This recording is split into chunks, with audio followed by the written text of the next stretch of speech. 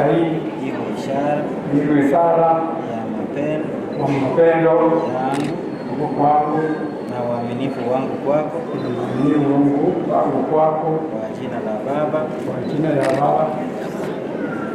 la Baba na Mwana na Roho Mtakatifu. Amina.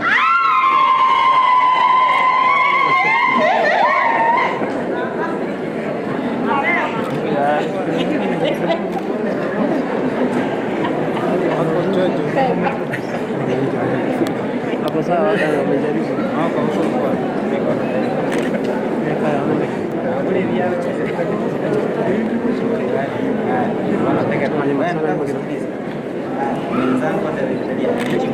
Mwenzangu nitakiwa pokea pete